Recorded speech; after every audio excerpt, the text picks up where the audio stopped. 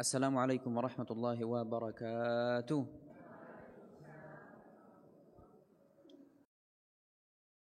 Di sini gunakan bahasa Sunda atau bahasa Jawa? Jawa. Jawa. So konsonten semuanya. Insyaallah semoga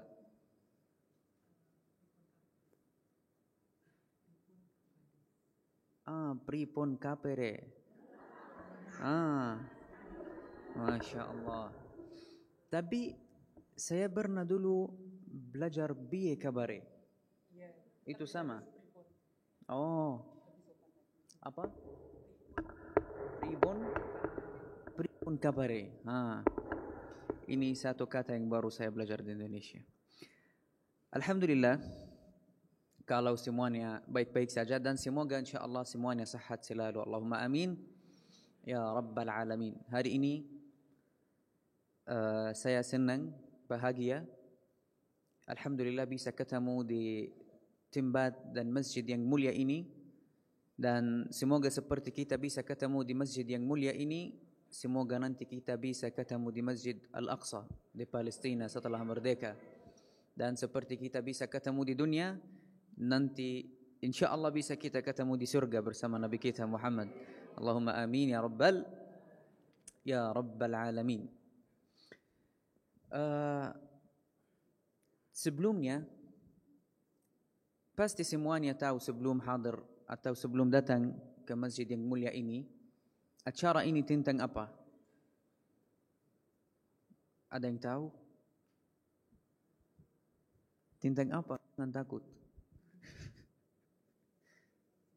Tentang gajian ya, gajian. Tapi tentang apa?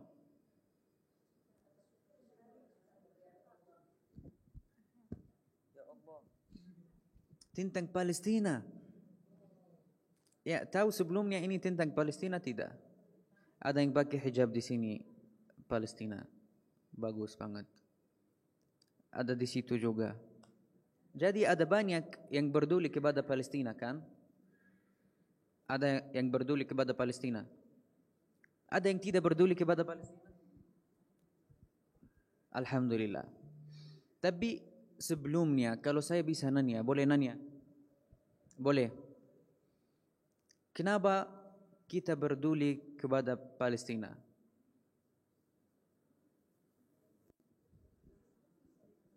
Kenapa? Muslim. Apalagi? Papa-papa di sini. Karena dijajah. Apalagi? Kemanusiaan. Apalagi? Boleh di sini. Al-Masjidul Aqsa, betul, ini yang penting. Apalagi? Yang pakai hijab Palestina. Kenapa pakai hijab Palestina? Peduli kepada Palestina. Kenapa peduli kepada Palestina? Ada ibu-ibu di belakang juga.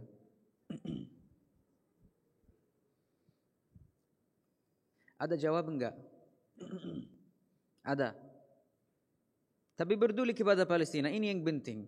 Tapi nanti misalkan kalau ada yang nanya ke kami di tempat yang lain, kecuali masjid, nanti anak-anak kami, adik-adik, anak-anak yang kecil, kalau nanya kami, misalkan, Ummi apa ini? Ini bendera Palestina. Kenapa kita peduli kepada Palestina? Kita harus kasih jawab apa? Ini yang penting. Dan ini yang kita harus jelaskan dan ajarin anak-anak kami dan adik-adik kami, biar lebih tahu, lebih faham apa yang terjadi di dalam Palestina. Dan kenapa kita peduli dan harus peduli, harus membantu saudara kami yang ada di Palestina. Poin yang pertama, kalau kita mau lihat apa Palestina ini, kenapa kita harus peduli kepada Palestina? Palestina punya banyak keistimewaan. Dan keistimewaan Palestina ini bukan buat Palestina saja, buat seluruh umat Islam. Yang pertama ada di Palestina, Al-Masjidul Aqsa. Apa Al-Masjidul Aqsa ini? Qiblat pertama umat Islam, masjid yang kedua di dunia, dan masjid yang ketiga dari dua masjid suci di dunia. Kalau kita sekarang mau salat, qiblat kita ke mana? Makkah, Al-Masjidil Haram. Sebelumnya qiblat kita ke Al-Masjidul Aqsa. Al-Masjidil Aqsa masjid yang kedua di dunia. Masjid yang pertama di dunia Al-Masjidil Haram. Masjid yang kedua di dunia itu adalah Al-Masjidul Al-Aqsa. Masjid yang ketiga dari dua masjid suci di dunia. Masjid yang pertama suci di dunia apa? Al-Masjidul Haram. Masjid yang kedua suci di dunia apa? Al-Masjidul Nabawi. Masjid yang kedua di dunia Al-Masjidil Aqsa. Masjid yang pertama suci di dunia Al-Masjidil Haram. Masjid yang kedua suci di dunia Al-Masjidil Nabawi di Madinah. Masjid yang ketiga suci di dunia itu adalah Al-Masjidul Aqsa. Kita lihat banyak yang pergi umrah dari Indonesia ke Al-Masjid Al-Haram dan Al-Masjidil Nabawi, terakhirnya ke Al-Masjidil Aqsa. Apalagi keistimewaan Palestina ini? Sebelumnya, sebelum masuk ke poin yang lain, kita punya berapa menit?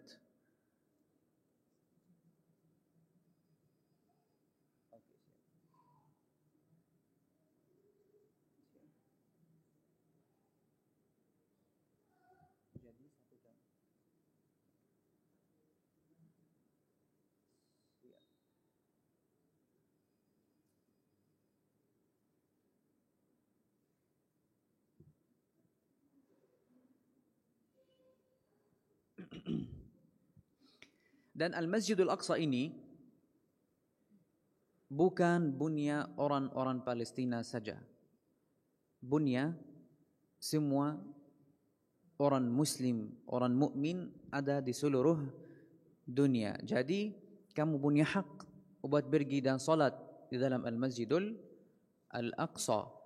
Kita semuanya orang Muslim, umat Islam punya hak buat pergi dan salat di dalam Al-Masjidul Al-Aqsa. Dari keistimewaan Palestina juga Al-Isra dan Mi'raj. Bumi Palestina, bumi Al-Isra dan Al-Mi'raj. Ada di dalam surat Al-Isra ayat yang pertama. Ba'da a'udzu billahi minasyaitonir rajim. Bismillahirrahmanirrahim. Subhanalladzi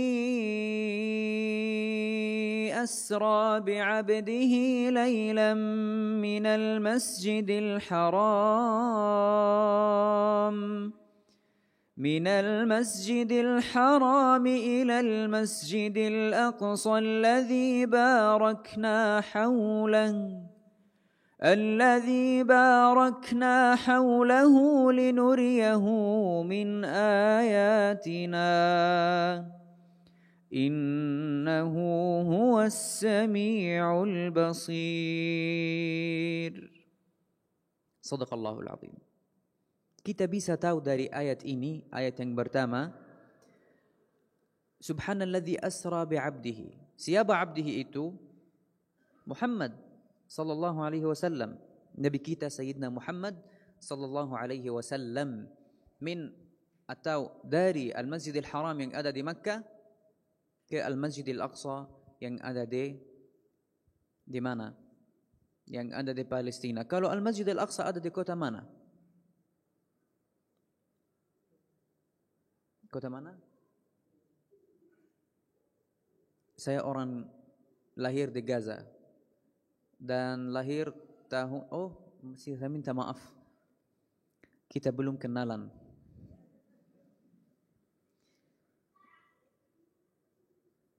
Oke. Mereka katakan tak kenal maka tak kenal maka tak tahu. Bahaya ini. Kalau baru tahu, kalau udah tahu baru disayang. Tapi bagaimana bisa sayang padahal belum tahu bahaya ini. Jadi ini saya Usama Anwar dari kota Gaza dari Palestina, khususnya dari kota Gaza. Saya lahir tahun 2001. Jadi insyaallah bulan September ini saya 23 tahun insyaallah. Alhamdulillah saya qari dan munsyid. Saya belajar di Islamic University di kota Gaza. Namanya Islamic University urusan Press and Media atau khususnya buat teknologi Press and Media. Kayak gimana? Lebih jelaskan teknologi buat kata ini susah sedikit. Jurnalistik. Benar, jurnalistik ya, alhamdulillah. Saya belum graduation, belum selesai kuliah gara-gara perang yang terakhir itu. Mungkin kalian semua tahu bahwa Gaza sedang perang dari lebih dari 8 bulan sekarang. Perang ini belum selesai. Dan alhamdulillah saya bisa bahasa Indonesia karena ini bukan yang pertama saya ke Indonesia. Yang pertama di tahun 2021, saya waktu itu tinggal di Indonesia 1 tahun lebih, mungkin 1 tahun setengah atau 1 tahun 4 bulan. Waktu itu saya berjalan dari Jawa, banyak kota-kota Jawa Tengah, Jawa Timur, Jawa Barat juga, Sulawesi, Kalimantan, Sumatera. Itu yang pertama. Dan waktu itu saya bisa belajar bahasa Indonesia karena saya suka bergaul bersama orang-orang yang baru.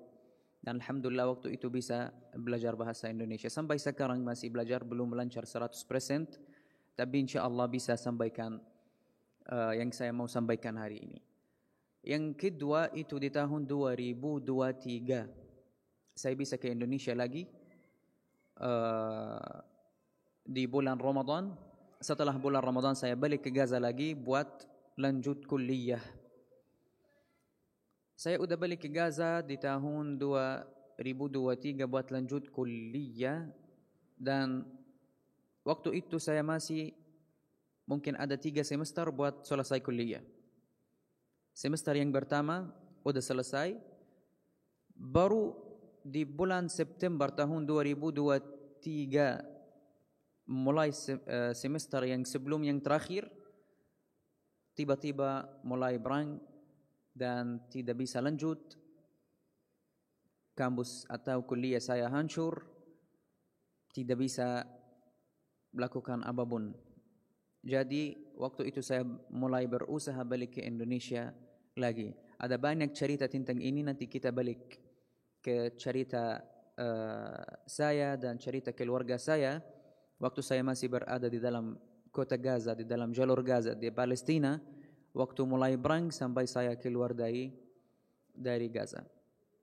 Kita balik lagi ke istimewaan Palestina. Yang pertama, tadi saya bilang, ya saya tahu, tapi saya nanya mereka. Yang pertama, Al-Masjidul Aqsa. Apa Al-Masjidul Aqsa ini? Qiblat pertama umat Islam dan masjid yang kedua di dunia dan masjid yang ketiga suci dari 2 masjid suci di dunia. Bumi Palestina ini bumi Al-Isra dan Al-Mi'raj. Rasulullah sallallahu alaihi wasallam dari Makkah, dari Al-Masjidil Haram ke Al-Masjidil Aqsa naik apa? Apa? Pesawat atau kereta? Burak. Masya Allah, itu cepat banget. Kalau kita, waktu saya berangkat dari Gaza ke Indonesia, 4 hari di jalan. Nanti ada cerita panjang tentang bagaimana saya bisa keluar dari Gaza. Karena di Gaza tidak ada bandara. tidak bisa naik pesawat dari Gaza ke negara yang lain. Jadi kita harus naik apa dulu? Borak. Kita dulu harus naik bis atau mobil ke Mesir. Nanti ada cerita panjang. Jadi yang kedua, bumi Palestina, bumi Al-Isra dan Al-Mi'raj. Yang ketiga, bumi Palestina ini bumi nabi-nabi dan rasul. Para ulama, para nabi-nabi dan rasul. Kita coba contoh Sayyidina Isa bin Maryam alaihi salam. Lahir di mana? Di mana? Jerusalem Al-Quds. Sayyidina Isa bin Maryam alaihi salam lahir di kota Bethlehem. Iya, jauh mungkin 20 kilo dari kota Al-Quds atau dari Al-Masjidul Aqsa. Yang bintik itu kota Bethlehem ini di dalam Palestina. Kita coba contoh juga Sayyidina Ibrahim alaihi salam. Sayyidina Ibrahim bukan lahir di Palestina tapi pernah hidup di Palestina. Dulu ada di negara yang lain tapi udah hijrah ke Palestina. Dan sampai sekarang ada maqam atau kubur Sayyidina Ibrahim alaihissalam di dalam Palestina di kota namanya kota Al-Khalil. Di masjid besar, bagus banget, bangunan yang lama namanya Al-Masjid Al-Ibrahimi atau Al-Haram Al-Ibrahimi yang ada di kota Al-Khalil atau namanya kota Hebron yang ada di dalam Palestina. Bumi Palestina ini bumi ulama-ulama. Kita coba contoh Imam Syafi'i rahmatullahi alaihi. Imam Syafi'i dari mana? Kita di sini ikut Imam Syafi'i, mazhab Syafi'i, alhamdulillah. Al-Imam Syafi'i ini dari kota Gaza, dari Palestina. Lahir di Gaza, belajar di Gaza, udah hijrah ke Mesir, buat lanjut da'wah, lanjut belajarkan, dan meninggal di Mesir. Kita coba contoh Imam Ibn Hajar Al-Asqalani. Ini kota apa? Jogja. Di zaman yang pertama, kalau ada satu ulama misalkan dari kota ini, misalkan dari kota ini namanya apa? Jogja. Atau mungkin kita tidak mau cari nama kota, nama negara, Indonesia. Misalkan ada satu ulama besar, ada banyak faedah buat umat Islam keluar dari Indonesia, misalkan namanya Muhammad. Di zaman yang pertama bisa kasih nama Muhammad Al-Indonesi. Kenapa? Karena dari Indonesia. Ada beberapa kota keluar dari dalamnya ulama-ulama besar kayak Ibn Hajar Al-Asqalani dari kota Asqalan. Kota Asqalan ini ada di dalam Palestina, jauh berapa meter saja, jauh beberapa kilo saja dari kota Gaza. Namanya Ibn Hajar Al-Asqalani. Kenapa namanya Al-Asqalani? Karena dari kota Asqalan yang ada di dalam Palestina. Kenapa kita harus berduli kepada Palestina atau kita lanjut keistimewaan? Ada hadis dari Rasulullah sallallahu alaihi wasallam. Rasulullah sallallahu alaihi wasallam bersabda, "Mathalul mu'minina fi tawaddihim wa tarahumihim wa ta'atufihim mathalul jasad. Idza ishtaka minhu 'udwun tada'a lahu sa'irul jasadi bis-sahari wal humma." Artinya hadis itu kalau tidak ada salah, semua orang mukmin di seluruh dunia kayak satu badan, satu jasad. Ini satu jasad atau fisik? Kalau bahasa Indonesia, jasad fisik. Semua orang mukmin di seluruh dunia kayak satu fisik. Kalau ada yang sakit, harus semua jasad ini membantu yang sakit ini. Kalau kita sakit kepala, apa yang pertama kita lakukan? Sebelum minum obat. Apa? Pijit. Bagaimana pijit?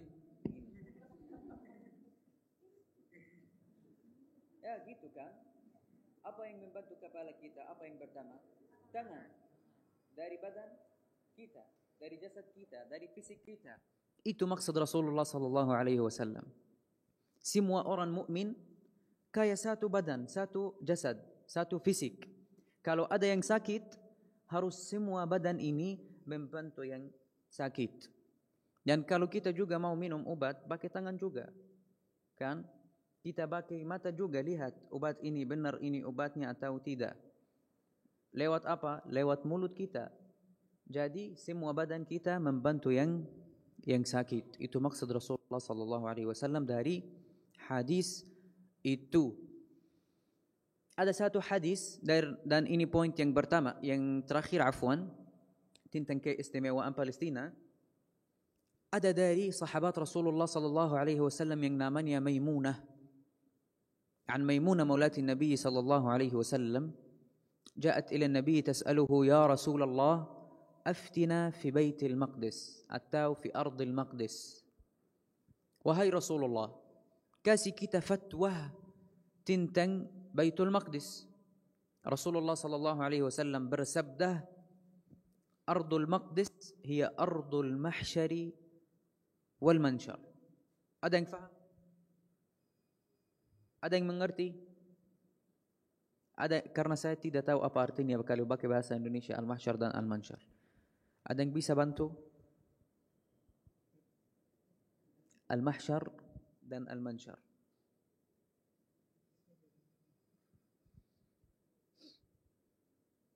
Oke. Setelah cari apa artinya, mungkin saya kalau saya mau pakai bahasa Indonesia yang sederhana buat artinya al-mahsyar dan al-mansyar, ini dua kata. Al-mahsyar, kata yang pertama, itu adalah semua manusia dari seluruh dunia, dari Indonesia, dari Malaysia, dari Amerika, dari China, hari kiamat semuanya pergi ke mana? Ke Palestina. Hari kiamat. Itu artinya kata yang pertama, al-mahsyar. Al-mahsyar. Berkumpul? Berkumpul. Kata yang kedua, al-mansyar. Itu artinya Allah subhanahu wa ta'ala akan muhasabat kita hari kiamat di bumi ini. Bumi Al-Maqdis. Bumi Palestina. Rasulullah sallallahu alaihi wasallam, ini benar tidak? Benar. Alhamdulillah. Rasulullah sallallahu alaihi wasallam lanjut kasih kita fatwa tentang bumi Al-Maqdis ini. Atau khususnya buat Al-Masjidul Al-Aqsa. Rasulullah sallallahu alaihi wasallam bersabda, "Ituhu fasallu fihi, fa inna salatan fihi ka alfi salatin fi ghairihi." Pergi ke masjid ini dan salat di dalamnya. Kalau satu salat di dalam Al-Masjid Al-Aqsa ini seperti 1000 salat di masjid yang lainnya. Ada yang pernah salat di dalam Al-Masjid Al-Aqsa di sini? Ada? Alhamdulillah juga. Karena benar, saya orang Palestina, lahir di Gaza. Dari tahun 2001 sampai tahun 2021 saya tidak pernah keluar dari Gaza sama sekali. Banyak mencoba bagaimana bisa pergi ke Al-Masjid Al-Aqsa. Al-Masjid Al-Aqsa jauh dari rumah kita yang ada di Gaza Utara. Mungkin seperti kalau saya sekarang mau berangkat ke Jogja ke Solo, sama. Mungkin hampir 3 jam, 3 jam setengah bisa sampai ke Al-Masjid Al-Aqsa. Tapi karena jalur Gaza ini udah tutup dari utara, dari timur, kita tidak bisa lewat jalan apapun ke Al-Masjid Al-Aqsa. Jadi saya orang Palestina, tinggal di Palestina, belum pernah salat di dalam Al-Masjid Al-Aqsa. Karena belum bisa, tidak boleh ada penjajah Israel, la'natullah. Karena itu, kalau ada orang Indonesia di sini bilang saya pernah salat di dalam Al-Masjid Al-Aqsa, benar, saya sakit hati. Ini orang Indonesia dari jauh banget bisa salat di dalam Al-Masjid Al-Aqsa dan saya orang Palestina. Sampai sekarang tidak bisa. Dan itu bukan karena saya tidak mau, tapi tidak boleh. Kita pasti tahu ada penjajah, ada Zionis Israel di dalam Palestina, dan gara-gara mereka kita tidak bisa salat di dalam Al-Masjidul Aqsa. Rasulullah sallallahu alaihi wasallam lanjut kasih Maimunah fatwa tentang Palestina. Ituhu fasallu fihi. Fa inna salatan fihi ka alfi salatin fi ghairihi. Pergi ke masjid ini dan salat di dalamnya. Satu salat di dalam Al-Masjid Al-Aqsa hasilnya kebaikan seperti 1000 salat di masjid yang lainnya. Kalau kita mau salat di sini 1000 salat, kapan kita bisa selesai? Kapan? Satu hari tidak cukup. Satu minggu tidak cukup mungkin juga. Satu bulan. Tapi kalau satu salat di dalam Al-Masjid Al-Aqsa, hasilnya kebaikan seperti 1000 salat di masjid yang lainnya. Masya Allah, luar biasa. Tapi Maimunah bertanya lagi kepada Nabi kita sallallahu alaihi wasallam. Wahai Rasulullah, bagaimana kalau kita tidak bisa pergi ke sana? Kita ingin kebaikan, ridha Allah subhanahu wa ta'ala, tapi kita tidak bisa pergi ke sana. Bisa Rasulullah kasih kita solusi? Rasulullah sallallahu alaihi wasallam kasih ke Maimunah satu solusi atau fatwa tentang orang-orang yang tidak bisa pergi ke dalam Al-Masjid Al-Aqsa dan salat di dalamnya. Apa solusi ini? Ada yang tahu? Ada yang tahu enggak? Biar kita semuanya semangat, saya tidak akan kasih solusi ini sekarang. Di terakhirnya. Sebelum kita tutup, kita balik lagi ke poin ini. Jangan lupa ya. Jadi keistimewaan Palestina ini banyak sekali. Banyak sekali. Jangan share, jangan cari solusinya. Biar saya yang kasih tahu. Jadi ada banyak keistimewaan tentang Palestina, atau kenapa kita harus berduli kepada Palestina. Yang pertama ada di dalamnya Al-Masjidul Aqsa. Apa Al-Masjid Al-Aqsa ini juga punya keistimewaan. Al-Masjid Al-Aqsa ini punya semua umat Islam. Bumi Palestina ini bumi Al-Isra dan Al-Mi'raj, para nabi-nabi dan rasul, para ulama-ulama, dan ardul al-mahsyari wal mansyar. Dan udah kita coba contoh tentang nabi-nabi dan rasul yang pernah tinggal di Palestina, pernah contoh tentang ulama-ulama yang keluar dari Palestina dan yang lainnya. Dan jangan lupa hadis Rasulullah sallallahu alaihi wasallam, semua orang muslim atau mukmin di seluruh dunia kaya satu apa? Jasad. Alhamdulillah. Jadi ini beberapa poin tentang Palestina. Apa cerita saya dan keluarga saya waktu mulai perang di Gaza sampai sekarang? Ini saya baru keluar dari Gaza sebelum mungkin 2 bulan. Saya udah keluar dari Gaza tanggal 11 April tahun 2024. 2 bulan rata-rata. Mungkin kalian semua tahu bahwa Gaza sedang perang sekarang. Dari lebih dari 8 bulan yang lalu. Dan banyak keluarga yang hilangan rumah, makanan, pakaian, tempat tidur. Tidak ada satu keluarga kecuali ada di dalamnya satu syahid atau yang terluka. Atau keluarga ini udah tidak punya rumah, kayak keluarga saya sekarang. Ada banyak yang hancur, banyak korban-korban, banyak yang terluka. Dan ini bukan cerita keluarga saya saja. Ini cerita 2.300.000 orang tinggal di dalam jalur Gaza. Perang ini udah mulai tanggal 7 Oktober tahun 2023. Dari Oktober, lihat berapa bulan. Oktober, November, Desember, udah selesai tahun 2023. Tahun yang baru 2024. Januari, Februari, March, April, Mei, Juni. Berapa bulan? 9 bulan ada perang di dalam jalur Gaza. Dari awal perang sampai sekarang tidak ada listrik sama sekali. Sebelumnya ada listrik, tapi dari 4 sampai 6 jam per hari. Kalau ada perang tidak ada listrik sama sekali. Di Indonesia atau di kota Jogja di sini, pernah listrik mati di sini? Pernah. Kalau mati listrik di sini, mati berapa jam per hari? 2 jam. Tapi jarang.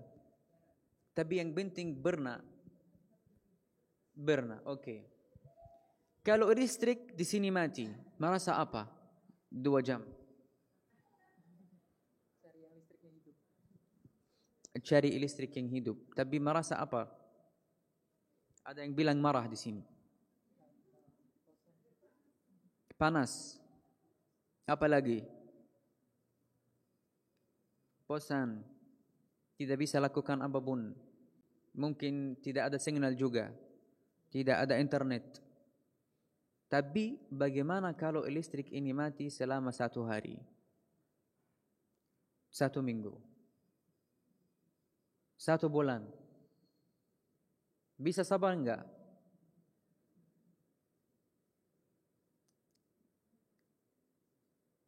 Saya pernah bilang kayak gini juga. Saya tidak bisa jauh dari internet selama 1 hari. Sangat sulit. Waktu saya di Gaza, saya pernah jauh dari internet gara-gara ada perang, tidak ada internet, tidak ada signal, tidak ada listrik selama lebih dari 1 bulan. 1 bulan tidak ada listrik, internet, tidak ada solusi tentang apapun waktu itu sama sekali. Waktu itu saya merasa kayak udah kita balik ke zaman jahiliyah. Dunia ini udah terbalik-balik. Bagaimana kalau di Gaza tidak ada listrik sama sekali dari 7 Oktober tahun 2023 sampai sekarang? 9 bulan. 9 bulan tidak ada listrik sama sekali. Mungkin kita bisa cari solusi.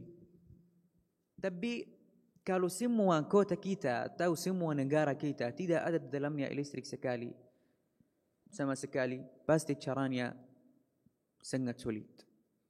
Di Palestina atau di Indonesia, di sini 12 bulan panas, semuanya panas, kan? Tapi di Palestina ada musim panas, ada musim dingin. Masalahnya itu, kalau di musim panas kita butuh listrik. Di musim dingin juga kita butuh listrik. Dan perang itu mulai di musim panas, lewat musim dingin, dan sekarang udah mulai musim panas lagi. Dan dari 9 bulan ini, di musim panas dan musim dingin ini, tidak ada listrik sama sekali. Oke, kalau panas, kita butuh apa lagi kecuali listrik? Air. Tentang cuci atau mandi, kan? Caranya tentang air di Gaza sangat sulit juga. Ada satu video bisa lihat di IG saya, Instagram saya namanya Usama_Anwar. Ada satu video waktu saya masih berada di dalam jalur Gaza. Saya keluar dari pagi, saya dan adik saya cari air karena tidak bisa air itu sampai ke rumah. Kita setiap hari dari pagi keluar cari air, cari makanan, cari obatan. Mungkin kita bisa debat. Udah keluar cari air, mungkin setelah 1,5 jam jalan kaki, tidak bisa naik mobil karena tidak ada solar, tidak ada bensin yang masuk. Jadi kita harus jalan kaki. Setelah 1,5 jam kita cari di mana ada air, kita bisa debat. Tapi ada banyak yang nunggu di dalam tempat itu. Kita nunggu juga. Udah debat air, balik lagi ke tempat tidur kita, lebih dari 1/2 jam lagi. Setiap hari caranya kayak gini, tentang cari air, cari makan, dan yang lainnya. Setelah 1 bulan dari mulai perang ini, tinggal 7 November, lebih dari 1 bulan. Kita tiba-tiba lihat ada yang lari di jalan, di depan rumah, di daerah kita. Kita udah tahu ada perang di Gaza sekarang. Tapi apa yang terjadi saat ini? Kenapa sekarang ada banyak yang lari di jalan? Kita setiap hari dengar suara bom, suara pesawat Zionis, laknatullah, suara roket. Waktu roket ini jatuh dari pesawat ke atas rumah-rumah kami, kampus-kampus kami, tempat kerja kami. Tapi waktu itu kita dengar suara senjata-senjata. Itu artinya ada yang melawan dekat dari daerah kami. Waktu itu kita langsung, saya dan Abi keluar dari rumah ingin tahu apa yang terjadi. Kita nanya, kenapa? Bukan 1 orang, 2 orang, ratusan yang keluar dan yang lari dari daerah kami. Mereka bilang, kita udah lihat Zionis Israel laknatullah udah sampai, tentara Zionis Israel laknatullah udah sampai ke daerah kami dan ada banyak yang melawan. Jadi yang mau keluar dari daerah ini jangan menunggu walau 1 menit saja. Harus keluar sekarang. Sebelum penjajah atau sebelum tentara Zionis Israel laknatullah udah sampai ke daerah kami, mungkin kita bisa keluar dari rumah. Bisa keluar buat cari makan, cari air. Tapi kalau kita titip di rumah saja dan Zionis Israel atau tentara Zionis Israel udah sampai ke depan rumah kita, kita bisa keluar dari rumah? Tidak bisa. Kalau buat saya dan kakak saya benar tidak mau keluar dari rumah, lebih baik mati dari keluar dari rumah. Kita udah tahu kalau kita udah keluar dari rumah tidak bisa debat tempat yang lain karena ini perang. Hidup kita akan sangat sulit. Jadi waktu itu kita tidak mau keluar tapi tidak punya solusi yang lain. Ada orang tua kami, abi dan ummi, adik-adik saya butuh makanan, butuh obat. Jadi kita waktu itu tidak ada solusi kecuali keluar dari rumah. Dan bukan dari rumah saja, keluar dari Gaza Utara, pergi ke Gaza Selatan. Waktu itu atau hari itu, hari 17 November tahun 2023. Hari itu saya merasa kayak hari kiamat. Ada banyak alasan. Yang pertama, bukan keluarga saya saja yang keluar dari Gaza Utara ke Gaza Selatan. Bukan ratusan, ribuan yang keluar. Dan semuanya harus lewat 1 jalan saja. Itu namanya Jalan Salahuddin. Dari Gaza Utara ke terakhir Gaza Selatan. Kalau ada yang lewat jalan yang lain kecuali Salahuddin, pasti dibom. Jadi tidak ada solusi yang lain kecuali lewat Jalan Salahuddin. Waktu itu musim panas, sangat panas. Waktu itu kita keluar jalan kaki. Tidak boleh dan tidak bisa gunakan bis atau mobil. 7 jam jalan kaki. Dari Gaza Utara sampai Gaza Selatan. 7 jam kita lihat di jalan banyak rumah-rumah yang hancur. Kalau Jalan Salahuddin ini mungkin lebih dari 50% udah rusak. Kenapa? Karena sebelah kanan ada banyak rumah-rumah yang hancur di jalan. Sebelah kiri juga banyak rumah-rumah yang hancur. Jadi walaupun jalan ini udah rusak, kita tidak bisa cari jalan yang lain kecuali Jalan Salahuddin ini. Waktu itu Yang pertama saya lihat tentara Zionis Israel di depan mata saya. Benar kalau saya sendiri mau langsung melawan mereka. Bukan saya saja. Itu gimana ya? Itu merasa orang biasa. Kalau ada di sini, kita tidak mau kalau ada di sini penjajah. Semoga Indonesia selamanya aman. Allahumma amin ya rabbal alamin.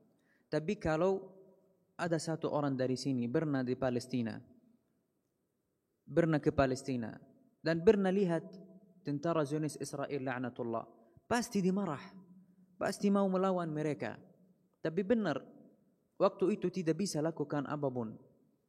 Kalau saya lakukan apapun sekarang, pasti abi dan ummi, adik-adik saya di tempat yang bahaya sekarang. Saya pernah lihat di Indonesia, misalkan kayak kucing yang mati, taruh di jalan misalkan. Kalau kucing ini setelah mati, setelah beberapa hari, kita bagaimana bisa lihat ini? Udah jadi apa namanya? Bukan kucing. Bangkai? Iya. Apa namanya? Bangkai. Apa? Bangkai. Jangan tertawa, ini cerita sedih.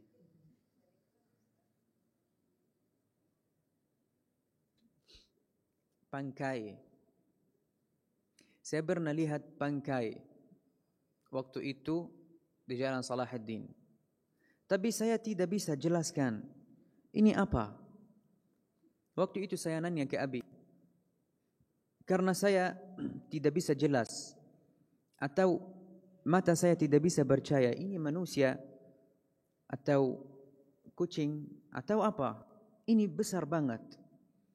Saya nanya ke Abi, biar Abi mungkin kasih saya, mungkin ini kuda misalkan. Mau Abi kasih jawab yang lain kecuali manusia.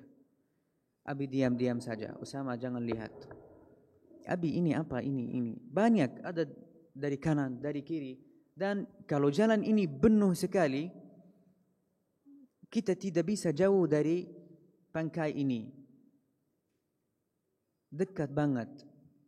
Terakhirnya, kita bisa jelaskan, bisa tahu ini manusia, bukan kucing atau hewan-hewan atau yang lainnya. Itu benar.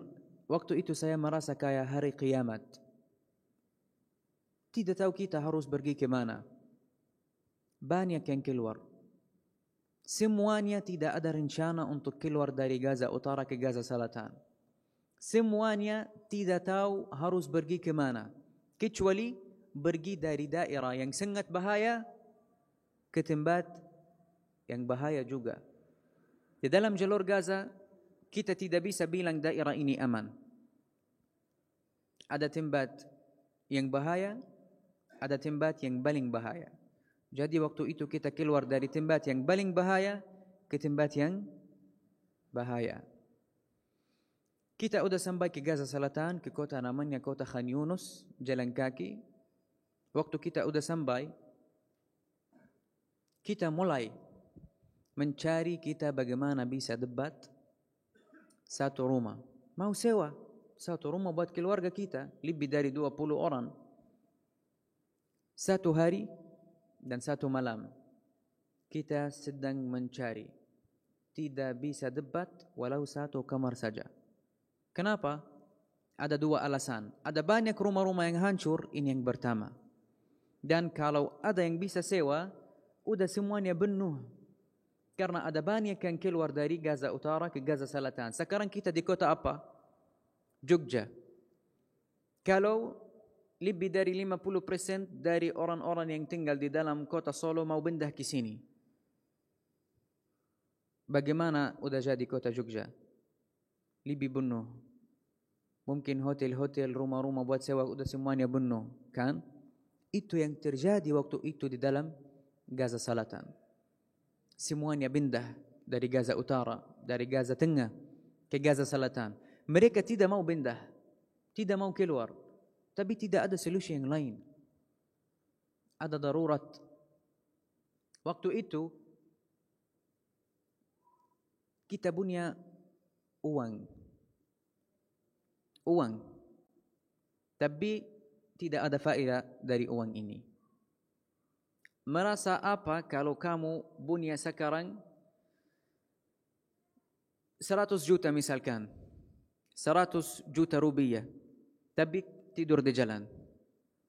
Cari mau sewa satu kamar, satu rumah, satu tempat, walaupun tempat kecil banget. Tidak ada, tidak bisa. Apa faedah uang ini sekarang? Satu hari, satu malam kita tidur di jalan bersama keluarga. Setelah satu hari, kita bisa dapat satu tempat kayak sekolah. Tidur di dalam sekolah ini selama mungkin 12 hari. Karena tidak ada solusi yang lain. Yang tidak punya rumah, pasti cari buat sewa. Kalau tidak bisa dapat satu rumah buat sewa, pasti cari solusi yang lain. Solusi yang pertama waktu itu, masuk ke dalam sekolah. Tidur di dalamnya. Waktu kita masuk ke dalam sekolah, saya pikir keluarga saya saja yang mau tidur dalam sekolah. Tapi saya kaget, ada lebih dari 3.000 orang yang mau tidur di dalam sekolah ini. Itu caranya sangat sulit, tapi pasti lebih baik dari tidur di jalan. Kan? Alhamdulillah. Satu hal yang saya bisa jelaskan, bagaimana hidup kami sangat sulit di dalam sekolah ini. Misalkan 3.000 orang. Kalau 3.000 orang ini, setiap orang mau masuk ke dalam kamar mandi 1 kali berhari. Bisa tidak? Tidak bisa. Tidak bisa. Jadi sebelum saya mau masuk ke kamar mandi, harus sebelum beberapa jam. Misalkan saya mau masuk ke kamar mandi jam 9. Ya, saya harus menunggu dari sekarang di depan kamar mandi. Ada banyak yang menunggu misalkan. Tapi itu caranya juga sangat sulit. Karena kita tidak tahu kapan kita butuh masuk. Tapi juga alhamdulillah itu lebih baik dari tidur di jalan. Kalau di jalan tidak ada kamar mandi kan. Setelah itu, 12 hari atau di dalam 12 hari ini, kita dengar beberapa kabar yang sangat sulit, yang sangat berat di atas hati saya. Yang pertama, kita udah tahu daerah kami yang kita udah keluar dari dalamnya di Gaza Utara udah hancur. Bukan rumah, daerah. Kita bisa lihat di social media. Yang ada di bom, bukan satu rumah saja. Ini misalkan daerah ini ada 30 rumah. 1 masjid, 1 kampus, 3 sekolah. Semua daerah kami ini, semuanya hancur. Termasuk rumah keluarga saya, rumah keluarga besar saya, termasuk kampus saya, tempat kerja abi dan ummi, sekolah-sekolah adik saya, semuanya. Di 12 hari ini, saya dengar banyak kabar-kabar dari teman-teman. Ada banyak yang mati dari keluarga kita yang masih berada di Gaza Utara. Dan dari teman-teman saya dari Gaza Utara. Sebelum perang, kalau saya udah rindu sama satu dari teman-teman saya langsung telepon. Assalamualaikum, saya rindu. Ayo kita ketemu jalan-jalan, nongkrong-nongkrong atau yang lainnya. Kalau sekarang ingat, tidak bisa lakukan apapun kecuali Al-Fatihah. Inna lillahi wa inna ilaihi raji'un. Tapi bagaimanapun terakhirnya, alhamdulillah, kita tahu semua ini ujian dari Allah Subhanahu wa taala. Walaupun hidupnya di Gaza sangat sulit, sangat berat, tapi kita selalu bersyukur kepada Allah Subhanahu wa taala. Di awal perang masih belum sampai, misalkan di awal perang kita belum mulai hidupnya sulit. Waktu ummi salat, saya dengar ummi berdoa, Rabbana inna radina farda anna.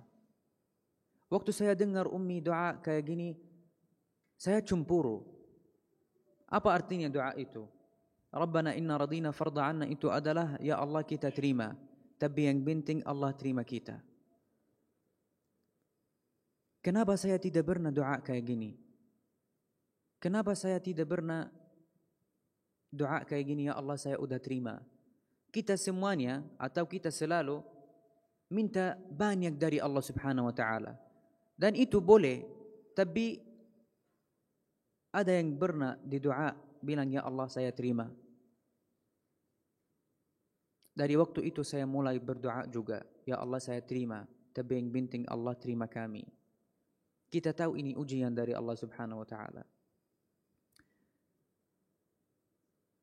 Dari awal perang sampai sekarang kita pernah pindah tempat kami mungkin 6 kali. Pernah tidur di jalan, di sekolah. Setelah sekolah kita lihat ada yang jatuh dari pesawat Zionis Israel la'natullah kayak kertas. Mereka catat di dalamnya semua yang tinggal di daerah ini harus keluar. Mereka mau masuk juga ke daerah ini. Kita bingung. Udah kita keluar dari jauh-jauh dari Gaza Utara ke Gaza Selatan, dan sekarang mereka minta kita keluar juga dari daerah ini. Mereka bilang daerah ini aman, sekarang mereka mau masuk. Tapi juga kita tidak punya solusi yang lain. Kita udah keluar, waktu itu kita mulai bikin tenda di daerah yang lain. Bikin apa? Tenda. Karena kita udah tahu tidak bisa debat satu rumah atau satu kamar atau sekolah juga, karena kita udah tahu semuanya penuh. Jadi solusi yang pertama dan yang lebih cepat bikin tenda. Dan sampai sekarang keluarga saya masih berpindah-pindah. Tempat yang terakhir yang kita sampai di kota Rafah, terakhir Gaza Selatan. Saya keluar dari Gaza tahun ini sebelum 2 bulan, tanggal 11 April. Setelah saya keluar, Zionis Israel udah masuk ke kota Rafah. Dan keluarga saya juga mau pindah lagi. Tapi sekarang keluarga saya di terakhir Gaza Selatan. Kalau Zionis udah masuk, kita harus kemana? Keluar tidak bisa. Mau pergi ke Gaza Utara, pergi kemana ke Gaza Utara? Semuanya udah hancur. Tidur di mana? Tapi waktu itu saya mencari keluarga saya. Waktu itu saya di Indonesia. Saya udah tahu keluarga saya sekarang di tempat yang paling bahaya di dalam jalur Gaza. Saya sering telepon, tidak ada yang balas. Kirim, tidak ada yang balas. Selama 1 minggu saya mencari kabar dari keluarga saya. Apakah udah pindah tempat? Apakah daerah yang keluarga saya di dalamnya sekarang aman atau tidak? Saya pernah kontak sama teman-teman, minta dari teman-teman pergi ke tempat keluarga saya di kota Rafah di Gaza Selatan. Cari apakah keluarga saya masih di tempat aman atau udah keluar atau ada yang terjadi sama mereka. Semua teman-teman saya bilang daerah itu kita tidak bisa masuk. Kita tidak bisa kecuali lihat dari jauh-jauh. Daerah itu udah mungkin lebih dari 90% udah hancur. Ada banyak yang mati di sana. Banyak yang terluka dan banyak yang keluar juga, tapi kita tidak bisa jelaskan keluarga kamu di mana. Alhamdulillah setelah itu, setelah 1 minggu mencari di mana keluarga saya, Abi bisa telepon langsung.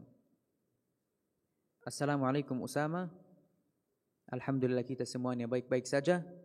Kita udah pindah dari Rafah ke kota Khan Yunis, masih di Gaza Selatan. Alhamdulillah. Tapi Abi, antum di mana sekarang? Yani bisa debat kamar atau tenda atau sekolah atau di mana? Abi bilang rumah-rumah yang udah dibom, yang udah hancur, kita bisa lihat ada beberapa rumah yang hancur tapi bukan 100%. Masih ada satu kamar, ini misalkan 4 meter yang masih belum hancur 100%.